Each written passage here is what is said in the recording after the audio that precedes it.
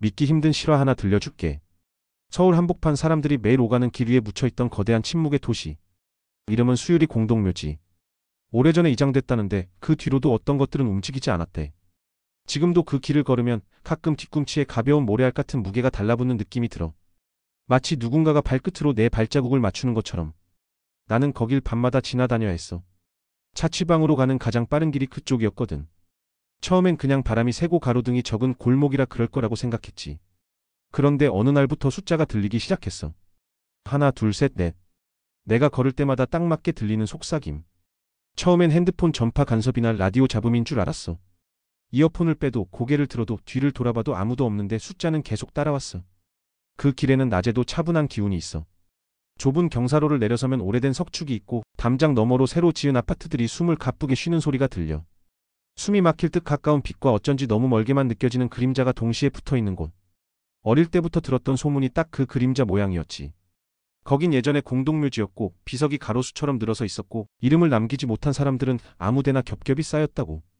그 이야기만으로는 충분히 무섭지 않았어. 도시라는 게 늘 새로운 층을 덧대는 법이니까. 문제는 그 덧댄 층 사이에서 미묘하게 어긋난 선들이 생긴다는 거였지. 첫 번째로 이상했던 밤을 얘기할까? 친구 민수가 과제를 같이 하자고 우리 집에 왔다가 밤 11시쯤 돌아가겠다고 했지. 늘 타던 버스가 끊겨서 걸어 내려가기로 했어. 민수는 겁이 없었어. 오히려 내가 괴담에 물든다고 놀려댔지.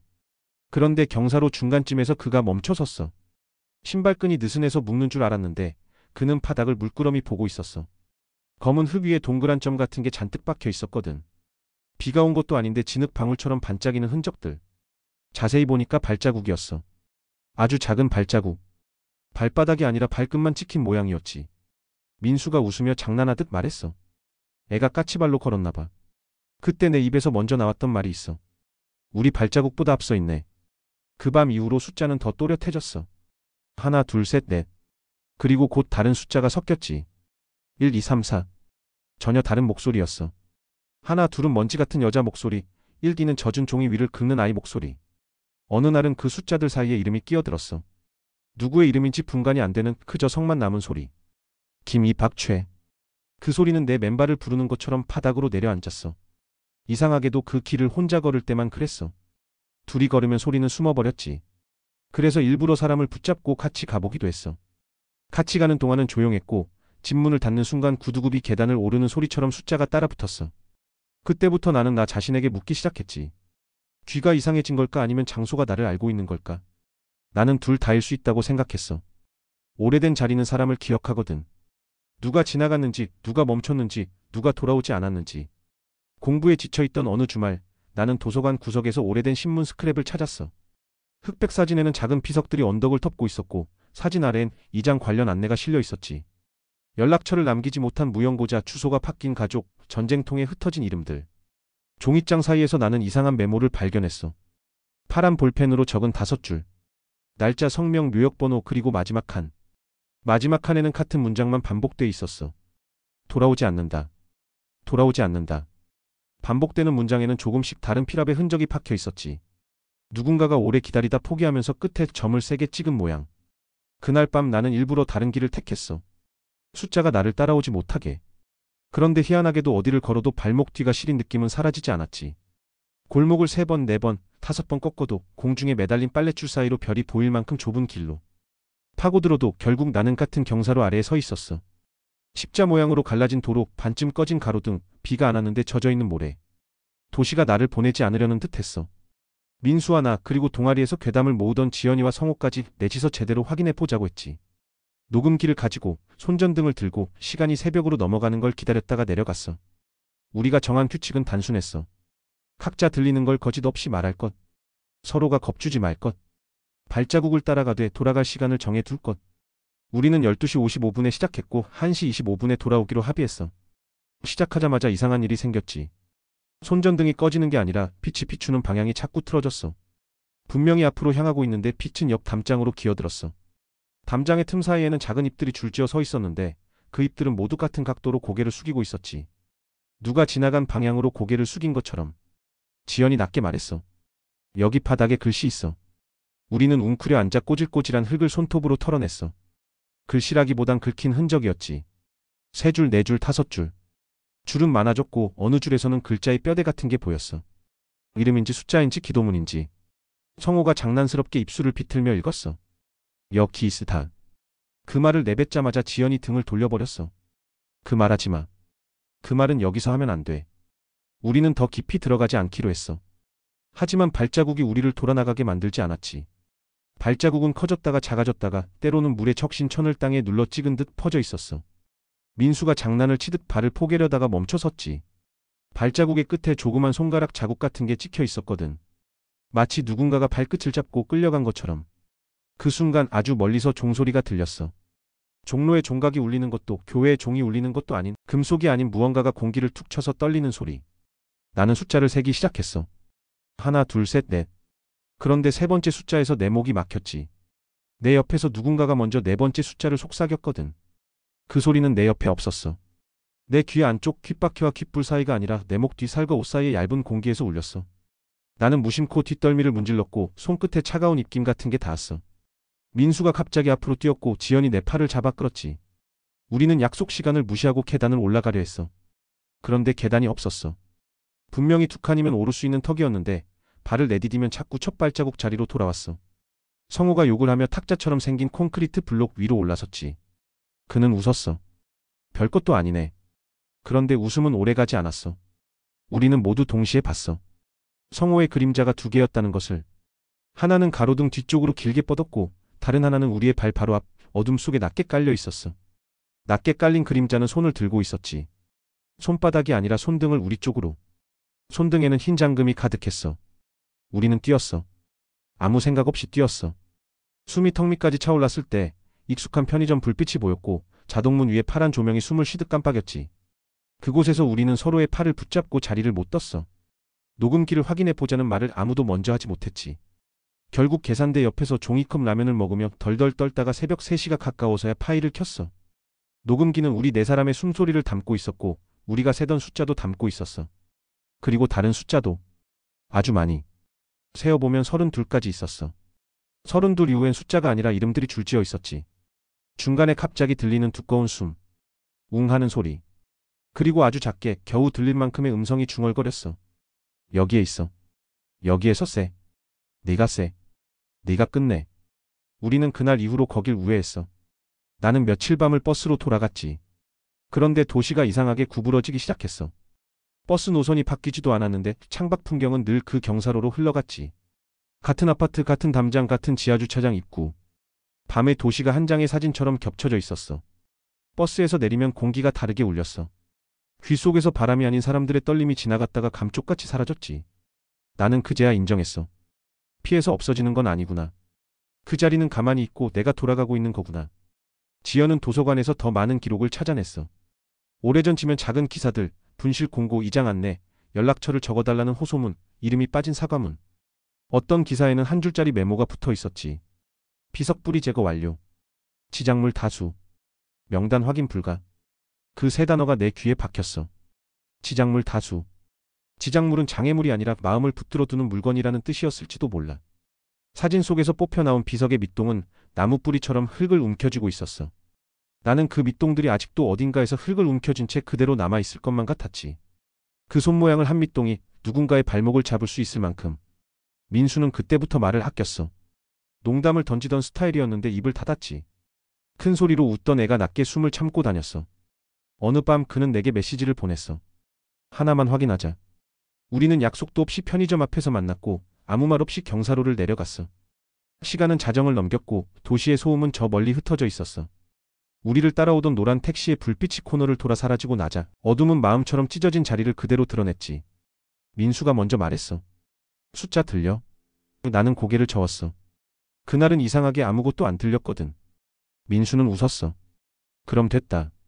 우리는 침묵 속에서 몇 걸음 더 내려갔고 동시에 멈춰 섰지. 아무 소리도 없었는데 아무 소리도 없다는 그 사실이 너무 커서 소리처럼 부풀어 올랐거든. 그때 민수가 바닥을 가리켰어. 바닥에는 발자국이 없었어. 대신 아주 좁고 길게 긁힌 선이 있었지. 선은 마치 누군가가 손톱으로 바닥을 끌어당기며 간 자국처럼 이어졌어. 선의 간격은 규칙적이지 않았고 어떤 곳은 깊이 패여 있었어. 그리고 선이 멈춘 자리에서 무언가가 반짝였지. 아주 작은 금속. 팽이처럼 생긴 단추 하나. 민수는 그걸 주워 손바닥에 올려놓더니 아무 말 없이 주머니에 넣었어. 나는 말렸어야 했는데 그러지 않았어. 우리는 그날 그대로 헤어졌지. 다음날 아침 민수는 학교에 오지 않았어. 전화를 해도 메시지를 보내도 답이 없었지. 그 다음날 그의 집에서 연락이 왔어. 어젯밤 안 들어왔다고. 경찰은 가출로 처리했어. CCTV에 마지막으로 찍힌 건 새벽 1시 17분 편의점 앞에서 혼자 서 있는 모습이었대. 민수의 그림자는 하나였고 얼굴은 잘 보이지 않았어. 나는 아무에게도 말하지 않았어. 단추 얘기를, 긁힌 선 얘기를. 그저 혼자서 그 길을 다시 내려갔지. 낮에도 해가 기울어갈 무렵에도 아침에 냄새가 남아있을 때에도. 낮의 길은 선명했어. 돌틈에 낀 흙, 벽돌에 깨진 모서리, 잡초 줄기에 달라붙은 먼지. 그런데 내 발음은 늘 빗나갔어. 한 발 내디딜 때마다 내 이름의 마지막 음절이 사라지는 느낌. 누군가가 내 이름을 뒤에서 잡아당기는 기분. 지연에게 모든 걸 털어놓았을 때 그녀는 한 장의 종이를 내밀었어. 오래된 지도였지. 지번과 묘역이 그려져 있는 손그림 지도. 연필로 덧칠한 흔적이 많았고 구멍난 곳을 테이프로 붙여놓았어. 지연은 지도 위에 반투명한 필름을 포개더니 현재의 길을 펜으로 그렸어. 경사로는 예전 묘역의 경계선을 따라 나 있었고 우리가 자주 멈추던 곳은 예전의 한가운데였어. 이름이 비어있던 구역. 나는 그 자리에서 소름이 돋았지. 빈 구역은 지도 위에서도 빈 구역이었어. 숫자도 이름도 경계선도 흐리게 지워진 하얀 칸. 지연이 말했어. 여기가 돌아오지 않는 곳. 그날 밤 우리는 마지막으로 한 번만 더 내려가 보기로 했어. 두 사람이 사라지기 전에 끝내야 했으니까. 민수는 돌아오지 않았고 성우는 아예 연락이 끊겼거든. 그는 며칠 전부터 말수가 줄더니 채팅방에 아무 말도 하지 않았어. 통화 연결음은 울렸는데 받지 않았지. 위치 공유는 회색으로 멈춰 있었어. 나는 녹음기 대신 오래된 카세트 테이프를 들고 나갔어. 디지털이면 지워질 것 같았거든. 지연은 지도와 필름을 가져왔지. 우리는 약속도 없이 동시에 신발끈을 묶었고 동시에 숨을 골랐어. 경사로를 내려가는 동안 아무도 말을 하지 않았어. 우리가 선 자리에는 숫자도 긁힌 선도 발자국도 없었지. 바람도 없었고 냄새도 희미했어. 우리가 서 있다는 사실만이 크게 울렸어. 나는 테이프를 돌렸고 카세트의 작은 창 안에서 갈색 리본이 천천히 움직였지. 그때 지연이 낮게 말했다. 이름 부르면 안 돼. 나는 고개를 끄덕였고 대신 내 이름의 첫 음절만 마음속으로 생각했어. 그러자 누군가가 그 다음 음절을 이어줬어. 내가 절대 입 밖으로 내지 않은 음절을. 나는 그 순간 알아챘어. 여기서는 생각도 말이 된다는 것을. 여기서는 마음이 소리로 바뀐다는 것을.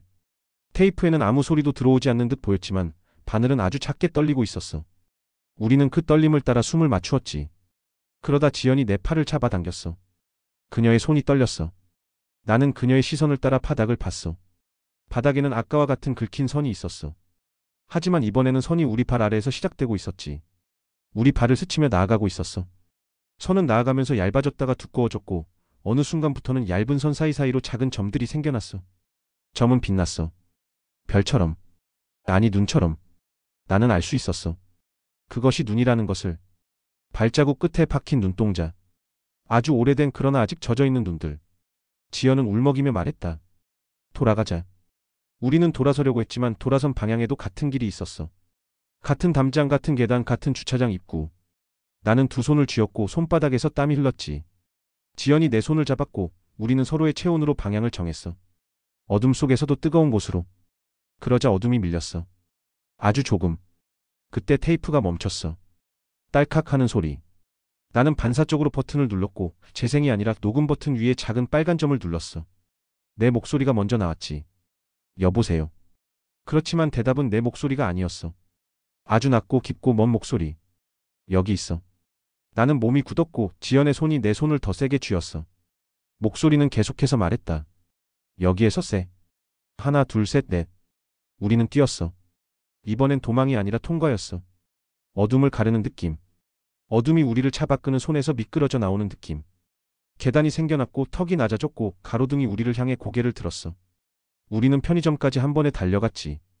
자동문이 열리고 차가운 냉장고 바람이 얼굴을 때렸어. 우리는 바닥에 주저앉았고 아무 말 없이 숨을 골랐지. 카세트에서 테이프를 꺼내 아무렇게나 주머니에 넣었어. 그날 밤 우리는 헤어지지 않았어. 편의점의 둥근 테이블에 붙어 앉아서 해가 뜨는 걸 봤지. 그리고 나서야 각자 집으로 돌아갔어. 그 다음날 내 현관 앞에 작은 봉투가 놓여 있었어. 주소 없는 이름 없는 봉투. 봉투 안에는 단추가 들어 있었어. 며칠 전 민수가 주워서 주머니에 넣었던 그 단추와 똑같은 모양. 봉투 바닥에는 종이 조각 하나가 붙어 있었지. 푸른 잉크로 쓴 단 한 줄. 돌아오지 않는다. 나는 봉투를 덮었고 그대로 쓰러질 것 같았어. 머릿속이 하얘졌지. 그때 휴대폰이 울렸어. 번호 저장되지 않은 전화. 떨리는 손으로 받았더니 아무 말도 없었어. 숨소리도 잡음도 차소리도. 아무것도. 나는 차라리 숫자를 원했어. 하나, 둘, 셋, 넷. 아무것도 없는 침묵은 너무 커서 내가 그 안에 차가지다 사라질 것 같았거든. 며칠이 지나도 민수와 성호의 소식은 없었어. 그들의 메시지 창은 그대로였고 프로필 사진은 웃고 있었지. 나는 그 길을 더 이상 지나지 않았어. 그런데 이상한 건 그 길이 내게로 왔다는 거야. 엘리베이터가 멈추는 층이 늘 같았고 현관문 앞 매트가 늘 뒤집혀 있었고 싱크대 배수구에서 흙냄새가 올라왔어. 꿈에서는 늘 경사로가 나왔어. 내가 내려갈 때마다 발 뒤에서 작고 까만 그림자가 발끝을 세우고 따라오는 꿈. 그 꿈 속에서 나는 늘 같은 곳에 쪼그리고 앉아 있었지. 이름이 없는 칸. 지도 위에 하얀 구역. 지연은 도시를 떠났어. 석 달 정도 학교를 쉬겠다고 했지. 떠나기 전날 밤 그녀가 내게 메일을 보냈어. 제목은 짧았어. 시간표. 본문에는 한 장의 사진이 붙어 있었어. 오래된 기도문 같은 글씨가 척힌 낡은 종이. 젖은 부분은 번져 있었고 접힌 부분에는 손때가 진하게 스며 있었지. 글씨는 이렇게 시작했어. 밤 12시 내가 세어라. 네가 셀 수 없게 되면 그들이 샌다. 그들이 셀 때는 돌아오지 않는다. 나는 메일을 닫았고 새벽까지 잠을 이루지 못했어. 내 귀에는 아무 숫자도 들리지 않았지만 마음속에서는 누군가가 계속해서 나를 불렀지. 나의 이름이 아닌 나의 자리. 이 이야기를 여기서 끝내야 할지 모르겠어. 어떤 이야기는 끝낼 수가 없거든. 도시가 켜켜이 덧댄 층 사이에서 삐져나온 선들은 여전히 여기에 있어. 누군가는 그 선을 발로 넘어가고 누군가는 선에 걸려 넘어지고 누군가는 선에 기대 잠들어 버리기도 하지. 나는 그 선 위에 서 있어. 그리고 묻고 싶어. 너는 밤에 길을 걸을 때 몇 가지 세니? 네가 마지막으로 센 숫자 다음에 어떤 소리가 따라오니? 혹시 내 뒤에서 작은 발자국이 내 발자국을 덮고 있진 않니? 네가 서 있는 자리가 원래 누구의 자리였는지 한 번쯤 생각해 본 적 있니? 나는 지금도 가끔 그 길을 지나. 낮에는 괜찮아. 사람들이 많고 자동차가 소음을 쏟아내고 아이들이 달리며 웃지. 그런데 아주 드물게 낮인데도 가로등이 켜진 날이 있어. 햇빛이 있는데도 불이 들어오면 나는 알아. 누군가가 왔다는 신호라는 걸. 그럴 때 나는 걸음을 늦추지 않아. 오히려 조금 빨리 걸어. 숫자를 세지도 않아.